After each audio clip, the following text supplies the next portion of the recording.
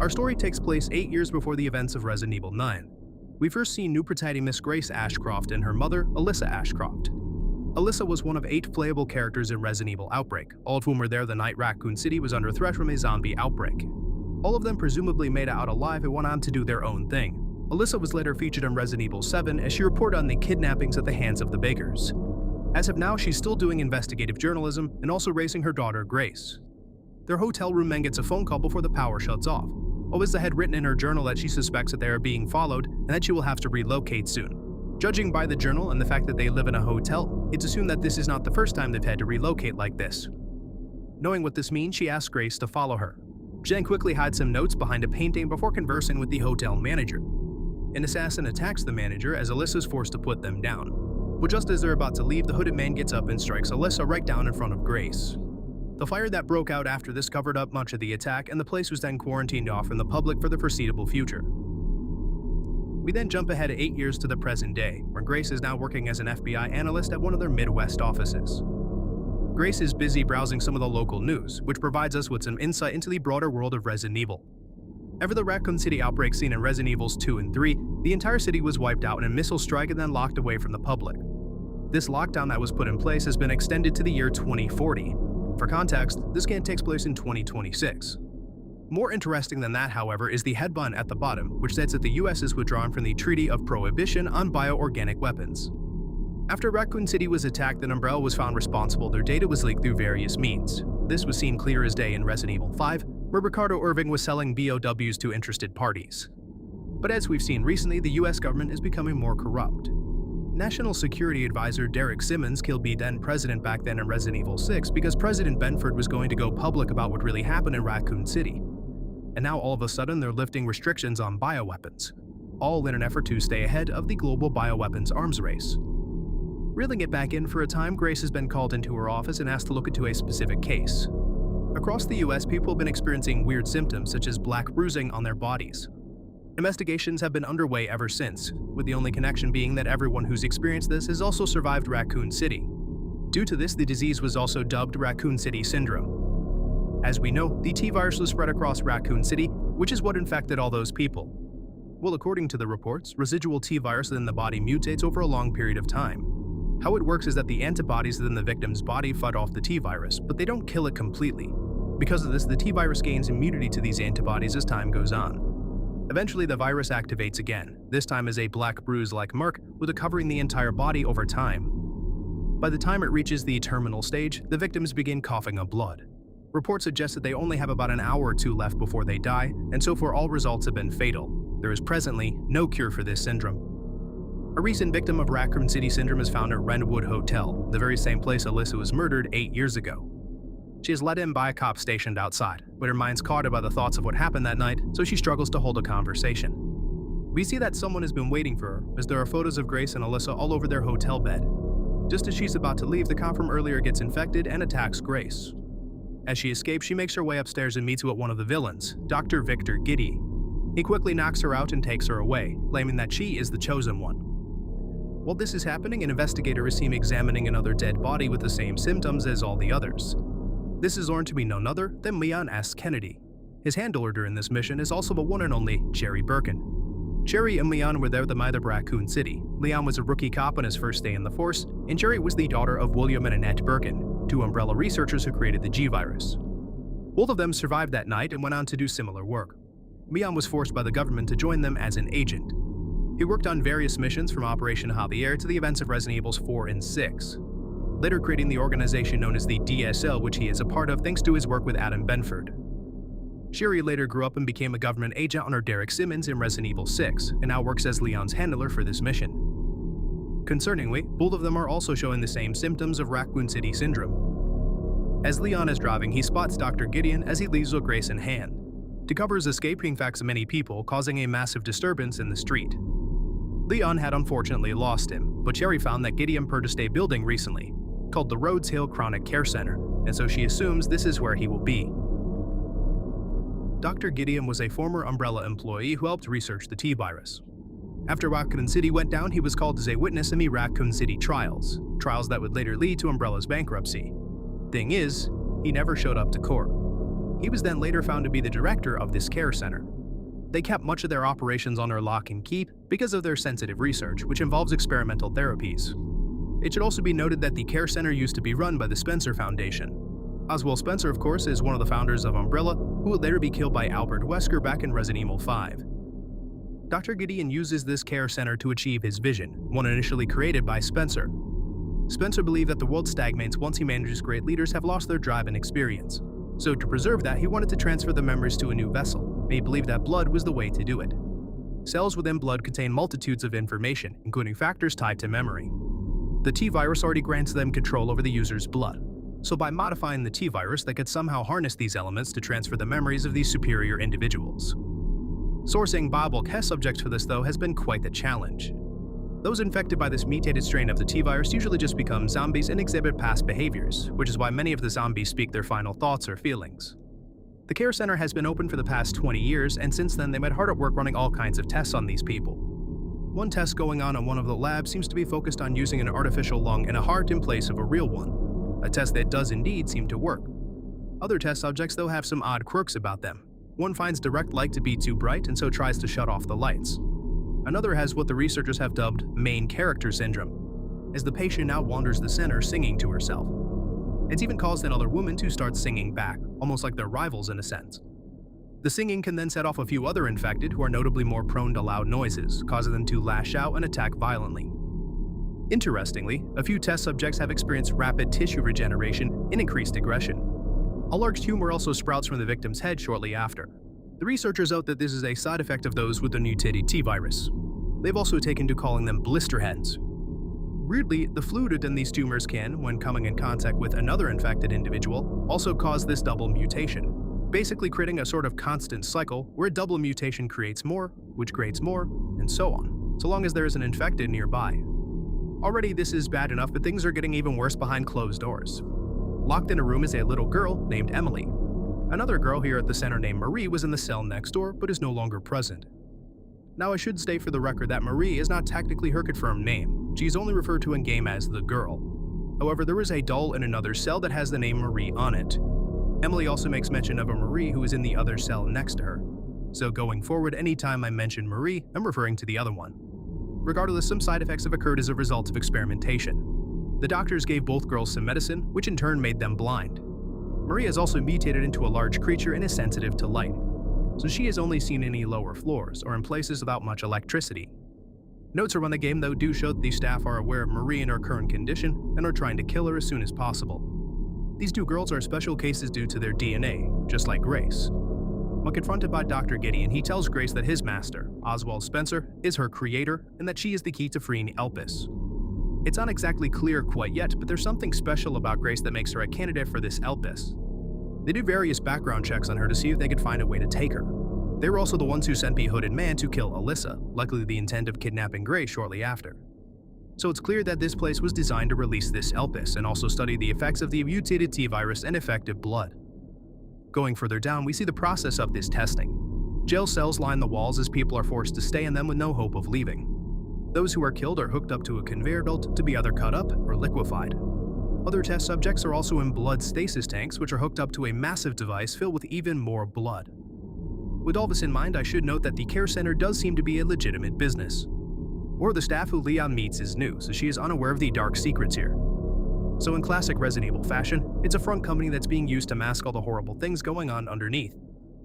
Our story picks up when we find Grace within this center, and she's being drained of her own blood. Not long after escaping these confines, she's found by Marie, who attempts to eat her, although due to her sensitivity to light, makes it a bit hard for her to do so. While she outruns Marie for a few minutes, Leon arrives at the care center. Under slots of minutes, he awaits his meeting with Dr. Gideon. A note in-game, though, notes that Gideon was expecting a visit from Leon, so he asks the staff to enact a Code 6, as now all the staff are infected and roaming the halls of the care center. Leon catches up to Grace with just enough time to fend off Marie. Gideon then separates the two, forcing Grace to find a way out on her own, while he chokes out Leon to set him up for an interrogation later. Grace soon then runs into Emily, later unlocking her cell and taking Emily with her. But she's stopped by Marie, who steals her, forcing Grace to take her back again. Once the door set by Mama, she'll work with the pilot to get out of here. She retrieves the key for the chopper, which is down in that underground lab I talked about earlier. and here is Dr. Gideon, who's on the phone with someone called Zeno. He confirms that Grace is the one that they've been searching for and the one who will set Elpis free. Had to confirm that, they no longer need these labs. All of this was made to find a way to free Elpis. Now they have the person who can do it. So Gideon activates the classic self-destruct sequence and prepares to meet with Zeno. And do until the entire place overflows with blood. Once topside, she and Emily escape on a helicopter, but a horde of zombies forces them to crash land, which also kills the pilot. While all of this is happening, Leon was being interrogated. He manages to break free and hack into Gideon's computer, but that's when Leon spots the crash. He then defends Grace while she runs away with Emily. She's forced into another encounter with Marie right after, but she cooks her alive with the sun. However, Emily was noticeably quiet as they left the courtyard. Something within her was changing, and that change follows shortly after, as she, like Marie, mutates into a large creature. Leon is then given no choice but to put her down, much to Grace's disapproval. After this, she says that it's her fault that Emily died.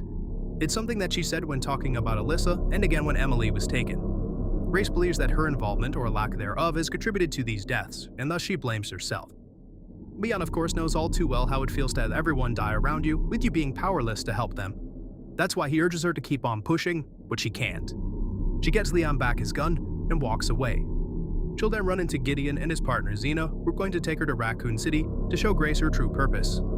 According to Zeno, she was the cause of Raccoon City's destruction, but she's also one who will now lead the world into something new. Leon was unfortunately not around to stop her from making this decision, as his symptoms flared up and he started coughing up blood. It's now only a matter of time until he turns. But with the goal in clear view, it's time to return to Raccoon City. As Leon arrives in Raccoon City in search of Grace, Jerry quickly checks in. She hasn't found any leads on this Elpis thing they want, but more suspiciously, when she went to get a higher clearance, she was told to shut down the investigation entirely. Seems the US government does not want the two snooping around the ruins. Once there, Leon will find many places that fans know all too well. The Staglet gas station from Resident Evil 3 reappears. The subway car that housed Joe and the others is also here, although this could just be any old subway, and of course, the RPV. While much of the place was destroyed, you can visit some of the old areas. The STARS office is still intact and still has Jill's beret, Chris's jacket. Hell, even the photo of Rebecca is still here and in pristine condition. The Welcome Leon sign and many of the other officers' desks are here as well. One of the more noteworthy locations that's still here is also the orphanage around back, seen during Sherry's section of Claire's campaign back in RE2 Remake. This is one major part of the overall story, and now that we're here in Raccoon City, it's about time we stop going in order, so let's jump around a bit in this story to get some answers. As is often the case, deep below the Earth is a large facility owned by Umbrella called the Ark. The Ark was to serve as the administrative center for Umbrella's research.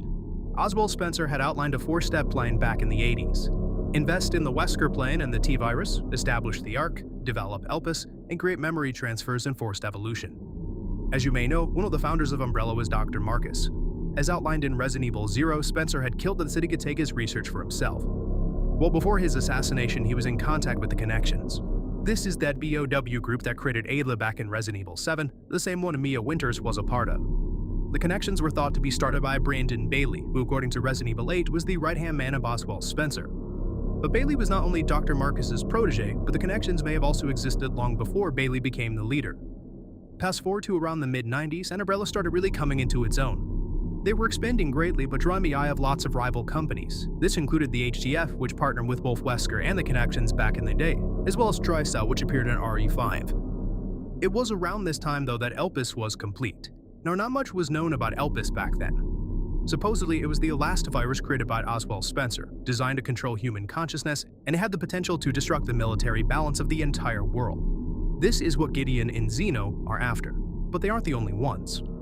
As we recall from Resident Evil 3, when Raccoon City was infected, the military sent in a missile to cleanse the place completely. For a time, that's what the public was like to believe. In truth, while containment was likely a part of the reason, Zeno implies that they launched the missile to hide Elpis. Grace's report on these events also mentions that the Connections had lobbied for the missile to be used, so that Umbrella would take the fall, thus leaving their assets and research ripe for the taking. In a leak to note, we could find a talk between a representative of the Connections and someone from the Department of Defense. They basically tell them to launch a missile strike despite the president not giving the go-ahead. Interestingly, in Resident Evil 6, it was learned that the reason Ada cut ties with Simmons was that he was found to have been the one to authorize this missile strike. However, as I mentioned earlier in 2013, President Adam Benford was going to speak out about Raccoon City. With this new knowledge in mind, it's assumed that this was the info he was privy to. He was later killed by Garrick Simmons, who created an outbreak and then subsequently blew up the entire city just to keep the secret from getting out. Simmons was a part of a group called the Family, but with this new info in mind, the connections in the Family may be closer than we're led to believe. But there's more. Albert Wesker was also present at the Raccoon City trial. He was working with Tricell at this point, who has now learned to have strong connections with the Connections. Further, many other rival organizations tried to set up shop here in the post-apocalyptic Raccoon City. One in particular is the BSAA. Last we saw them, the organization dedicated to stopping bioterrorism was using bioweapons as a part of their army. According to Sherry, there was an internal dispute within the BSAA as the Pentagon was putting pressure on them. This led to the North American branch of the group going its own way, which may explain why they are here in Raccoon City looking for Elpis. This is further reinforced by yet another long pass between the US and Xeno, who claims that the BSAA is fully under their control. So they do whatever the US government tells them to do, who then, in turn, do what the Connections say, confirming that they really do have the entire country and multiple criminal organizations under their control. It seems to be for mutual benefit, but it likely won't be long until the Connections betray the US to get ahead. But even still, even with all these resources, manpower, and connections, no one has been able to release Elpis. It's locked by a computer password where one wrong input will destroy the entire thing. It's led to a collaboration between Xeno and Gideon to see if they could figure out the password. Gideon is ex-Umbrella, so he believes that Spencer had a plan in mind for this Elpis. Xeno, on the other hand, alright, well, firstly, let's address the elephant in the room real quick. Despite the get up in the superpowers, this is not Albert Wesker. The game does not explicitly mention the Connection or even Wesker at all. Late in the game, Xeno has a conversation with Gideon. Xeno tells him that the Connections no longer have a use for Gideon, to which Gideon calls Xeno an imitation. This implies that Xeno is a part of the Connections, and that Xeno may be an imitation of Albert Wesker. Even if this game is all about cloning, such as the clones of Grace we'll learn about soon, it's very likely that the Connections cloned Wesker in a sense. Although I will say up front that this is just a theory. A DLC will be necessary if we're to get some concrete answers here. Regardless, we now have a member of the Connections and an ex-Umbrella researcher working collaboratively to try and unleash Elpis. For years and years had gone by without any progress, even before their time in the spotlight. In 2 Remake, we learned that Umbrella had a stake in the orphanage within Raccoon City. We know this because the case for test subjects. But this was post-Oswald Spencer. After Elpis was complete in the mid-90s, the leadership role was given to Birkin, who would use this place to test his viruses. Before this, when Spencer was still looking over things, the children were born in tubes. Notes claim that the kids ever combined DNA, or DNA coming from various sources, something usually done through genetic manipulation. They were trying to transfer memories, the same thing we saw being done by Gideon and his people at the Care Center. While the orphanage was destroyed during the missile strike, photos of the girls show that research and experimentation continue far into the 2020s, with Emily being one of the last subjects they did testing on. According to Xeno, all these copies are made to replicate Grace, so they could unlock Spencer's key and get Elpis. But none of the tests they ran achieved any success, and so the hundreds of girls like Marie, Emily, and Chloe were all just numbers to these people, continually watched over with no privacy given to them, and then tossed aside once their test results came back negative. But Xeno and Gideon need not focus on the past, as it's thanks to their efforts that they found Grace. The original, another child who was manufactured, one who never actually had a mom, only one who is pretending to be, but despite that, is the only one who can unlock Elpis. The world is under threat. The technology to control other people already exists, but infecting others has not been possible, and Xeno thinks that this is what Elpis is, and that Grace can help him. Leon arrives right behind them and gets to work investigating Raccoon City for any sign of Grace. He gets the tried and true Raccoon City welcome by immediately being attacked by a giant spider. Spiders were fairly common in some of the early games like Resident Evil 1, so it's no wonder they appear here. Although it does seem as though they've grown in size exponentially. It's not long after that Leon also finds zombies. You know, the things that were supposed to be wiped out when the missile hit. They pop out of the ground, so it's assumed that the corpses were just buried under the rubble, or that the T-virus in them is keeping them alive in some fashion. Although I do believe it's also plausible that the missile simply just didn't kill everything. Many of the buildings have very limited structural damage, especially towards the outer edge of the city. And now that we know that the missile had another purpose, it's likely that total eradication was never in the cards. After finding a BSAA camp, he uses a detonator to bust a hole through a gate so that he can get to the center of the city. He's then cut off by Gideon, who's looking to Tanga. What follows an intense chase and even a joust of sorts, ending with Gideon dying as he and the bug fall off the bridge. Afterwards, he drives over to the coordinates, which are right near the RPD. In there, he finds Grace, who's being given the rundown about her birth and her destiny by Xeno. Leon interrupts them, but Xeno's powers are no match for Leon. Unlike Wesker, though, who is always willing to spare some time, Zeno has none, so he sends an old friend after Leon.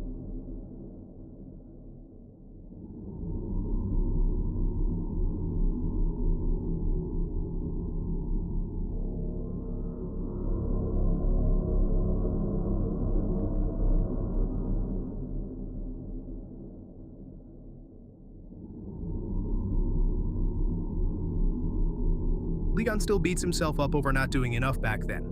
So many people died, and yet he was unable to help anyone. We saw this develop a bit more in Resident Evil 4 Remake when he carried Ashley to Luis's lab, claiming that this time it has to be different. So those days still weigh heavy on his mind, but now he vows to make sure this never happens again. As he gets closer to the core, he finds some black plants.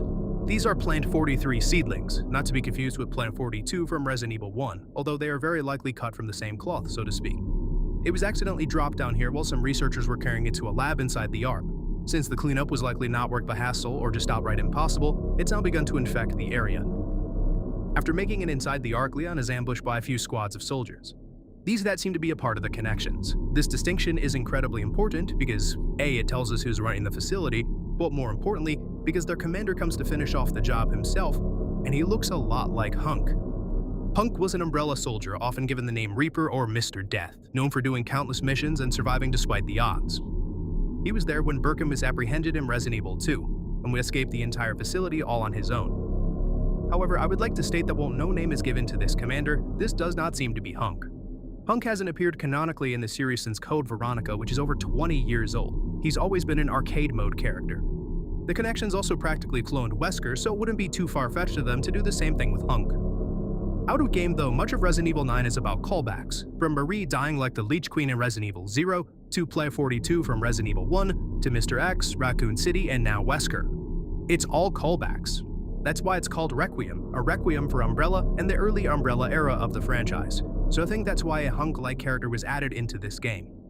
Although, I may be wrong. Possible lore files on this commander in a DLC will hopefully clear things up.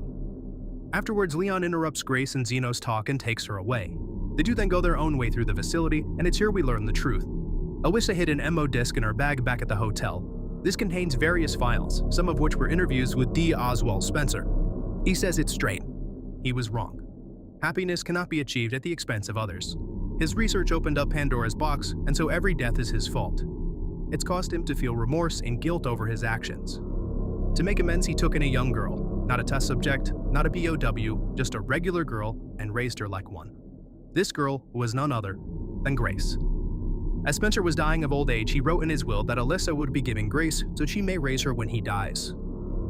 So, as you know is wrong. Grace isn't some key, she's just a girl. One that wasn't experimented on, that does not have any viruses or powers, that isn't related to Emily and the others from the orphanage, and one that is not some secret weapon. Grace is just a girl. But the question remains, what about Elpis? Well, Elpis is the goddess of hope in Greek myth. Unlike his other viruses though, which would kill and maim people without warning, Elpis is an antiviral and actually stops the infection instead of creating it. With this knowledge in mind, Grace must now make a choice, destroy or release Elpis. Destroying it gets you the bad ended. Grace types in the wrong password and destroys Elpis. Leon takes Grace and leaves, but he is only able to save her. Zeno then fights Leon and wins. As he sits there defeated, he says that while he couldn't save anyone back then, he's glad that he could at least save her, before Zeno puts a bullet right through his head. Zeno then falls along with the Ark as Grace makes it topside as a helicopter sent by Sherry then rescues her.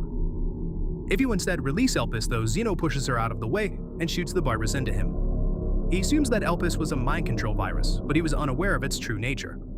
Not only were there no mind control powers, but his powers are also gone. Gideon then reappears and is humbled by his master's true vision. Zeno believes he was tricked. Gideon, however, sees this another way. Since this is an antiviral, all the OWs are useless. The world will once again be thrown back into chaos, and will be complete anarchy on a grand scale. However, I'm not entirely sure that's true. Spencer never explicitly stated why he made Elpis, and all those thoughts are not buried along with his body. But it seemed like Elpis was genuinely made as a way for him to atone. That it was to be a worldwide curing agent, a skeleton key of sorts to all viruses. The detail how easy it is to remove this virus too, as Leon is back to full strength and Zeno is human again. While we only see its effects on the T-virus, it's fair to assume that it could affect others as well.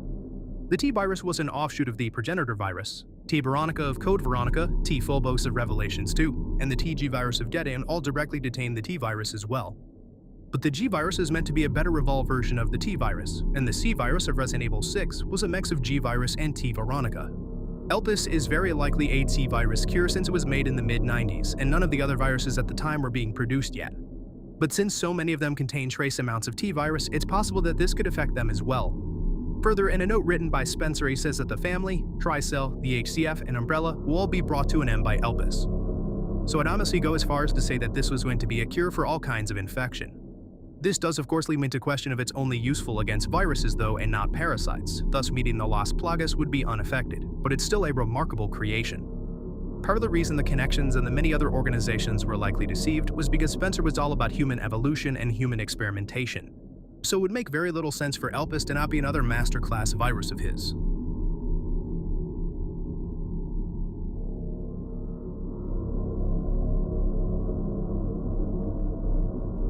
Both him being at full strength for the first time in a long time, Gideon goes down without much effort. As Gideon dies, the entire facility crumbles. Realizing there is no way out, both Grace and Leon sit in the dark together as they await their deaths. But that's when the Hound Wolf squad comes to rescue them. They've come with a message from Chris Redfield, but unfortunately we don't see Chris again. They then extract Leon topside as the BSAA come in and set up a perimeter. Leon is glad to be alive, but Grace is still saddened over the death of Emily. Leon reveals, however, that he never shot her in any vital areas.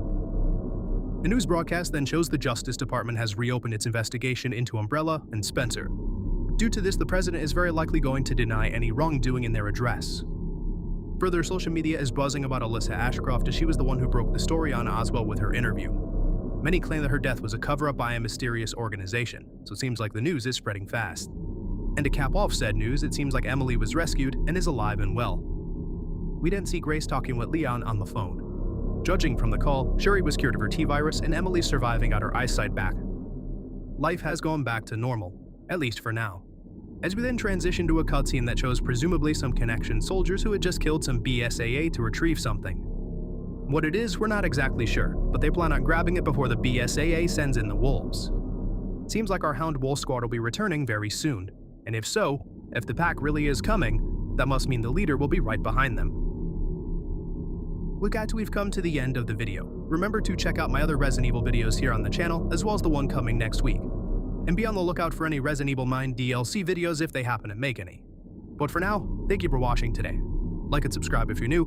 Thank you to my returning viewers for coming back to another video,